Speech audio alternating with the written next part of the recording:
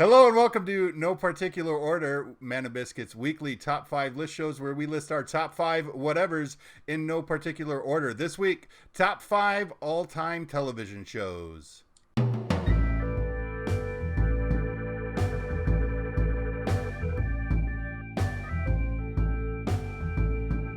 All right, we're going to get right into our list. We're going to start with TJs this week. TJ, what are your top 5 all-time television shows? All right. Starting off with Buffy the Vampire Slayer. It's kind of a given for certain levels of nerdery, but it really absorbed my fandom. Like I had websites and stuff. Do you remember web rings? Yes. And when people would go Yes. to, and when people would go to like random GeoCity sites and give out little like JPEG awards and stuff. Yep. That was my life as a teenager Wow. and my love of Buffy the Vampire Slayer. And it explains so much. It really does.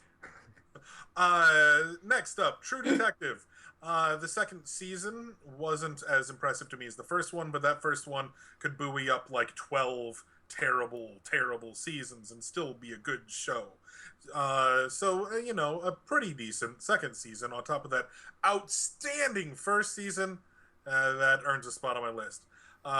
Next up is The X-Files, which was one of the first shows that really drew me in with that sense of mythology that I love so much in television and movies and comics. The things where it seems like you're only seeing a small little bit of a living world.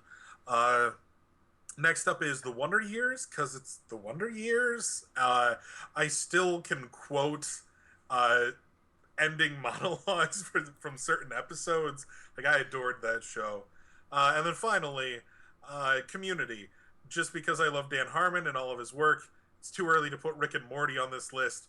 And Community was one of the funniest and most clever shows on television for the 5 years before I got booted to the internet. And thanks, Yahoo, for giving us one more season and hopefully eventually a movie. 6 seasons in a movie. Well, And that's my list. all right. Yeah, I mean, you kind of hope for the best there, too, because Scrubs, which, spoiler alert, didn't make any of our lists, but probably could have. Oh, it Should have in some case. It should have. But Yeah. I There's still. can't find one to take it off. Well, fair enough.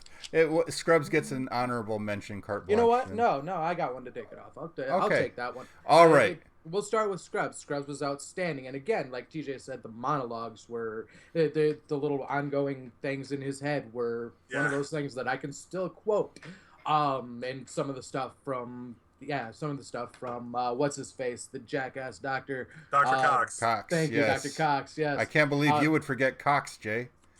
Ooh. Oh goodness! Wow. All right, so let's keep it. For those of you watching elsewhere, can we keep it? If you binge watch this show, please keep track of the number of gay jokes they make in my direction and post the number on a continuing basis. Wow. Anyway, There aren't numbers that big, Jay. For you, excuse me. Jay, 7,000. 7,000. All right, next up on my list is I'm going to go with The Simpsons. The Simpsons I started watching when I was approximately, 8 years old. My parents let me watch the Christmas special and then would not let me watch the show again. Same here, actually. Same exact So- experience. So I would actually sneak downstairs, go turn on the other television where they weren't watching TV and watch The Simpsons. And then sneak back upstairs. See, I abided by my parents' wishes. Yeah, I was a I rebel. did not. I had a television in my room, a little old black and white one, and I'd turn it down so low you couldn't hear it unless you were an inch away. Yeah, and watch you were The like- Simpsons. Next up on my list is another Joss Whedon show, very, very short-lived, unlike Buffy.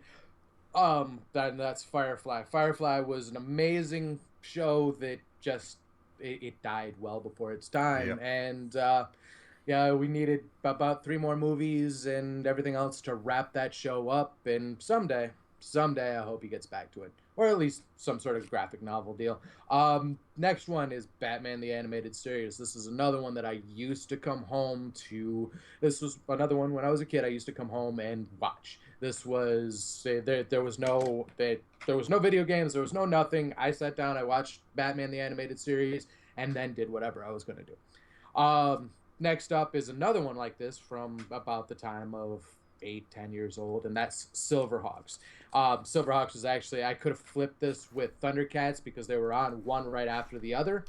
But they were both outstanding little shows that never got well, Thundercats got more of the hype than they did, but Silverhawks I think was a better show. Okay. So, all right. So I think I picked up what you dropped there to add Scrubs, and I think I got your list. And I will get into mine without further ado. At the top, no surprise whatsoever for those of you who know me, Star Trek The Next Generation. In my opinion, the best of the Star Trek series. Some people could make a case for the original series or Deep Space Nine. Some people even prefer Voyager. For me, it's all about Picard. It's all about Worf. It's all about Riker. I even model my beard after Riker.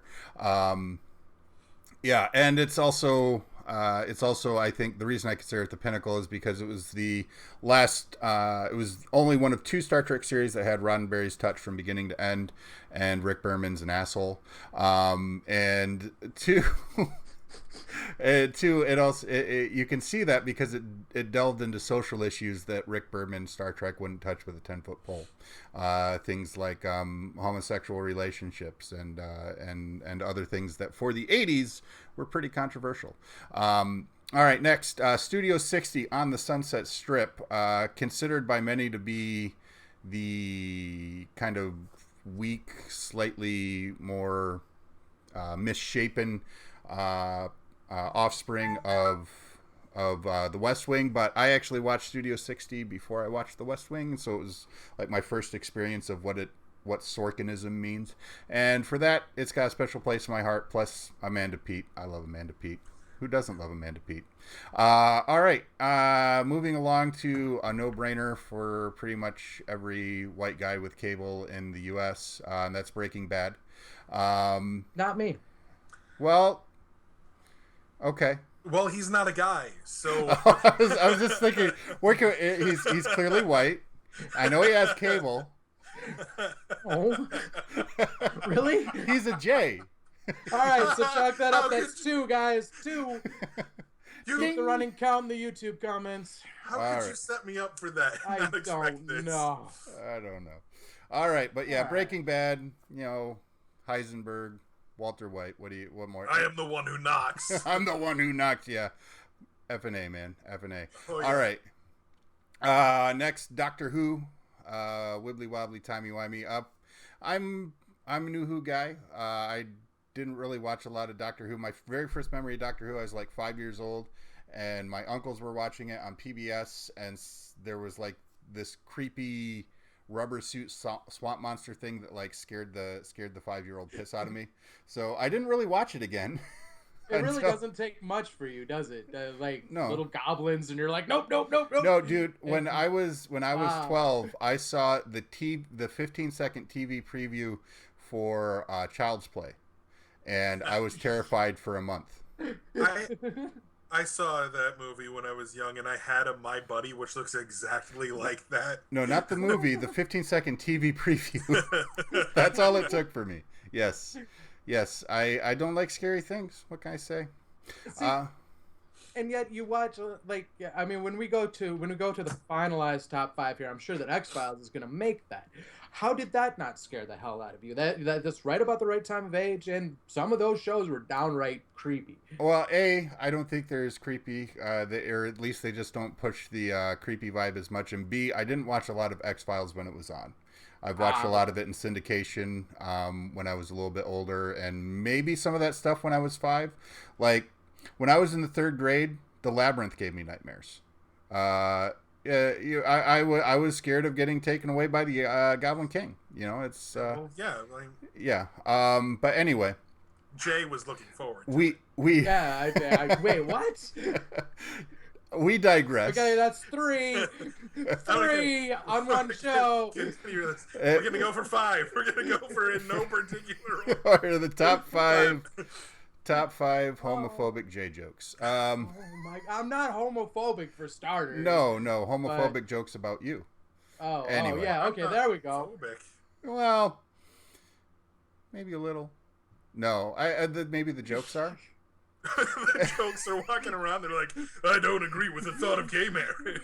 That's right. You gotta watch those jokes, man. And speaking of watching jokes, number 5 on my list. TJ said it was too early for Rick and Morty. I say it's not too early for BoJack Horseman. You know, too early, but a great show. I did watch 2 episodes. It's real good. It's phenomenal. Will Arnett in another show that probably could have gotten honorable mention is Arrested Development. From Arrested Development, which was initially on my list, and I took it off. Right. Yeah. So we got to work in honorable mentions at some point for this because it's just ridiculous. Yeah. Or, you know, we do try to leave some things out there for people to take advantage of the comments, which they sometimes do, sometimes don't. But anyway, that is our 3 lists. Let's do a quick rundown, top 5 of top 5. I'm going to say Buffy. Yeah. I'm going to say, let's see, Batman animated series. The Simpsons. Yeah. I'm going to go TNG and Wonder Years, actually. I like Wonder Years. Yeah. All right. That one. We'll do the top. That's our top 5 of top 5. Leave your top 5 lists in the comments, or 1 or 2, or tell us. Yeah, please, we're begging. Leave us your top 5s in the comments. And like the video and you subscribe and do those things that give us validation. I refuse to beg. I need this. Not for certain things, Jay. Oh, there's 4. All right. Oh goodness. Yes. Jay's gay. 5. All right. Well, that's it for this week. That's our show for tonight. Yep. Join us next week in where our list will be top 5 things that make Jay go insane after dealing with us. So, all right. It's going to be a tough list to narrow down. I know. Yeah. We'll have a lot of honorable mentions there, but until then, have a great week, and we'll see you next week for more No Particular Order. Bye-bye. Bye.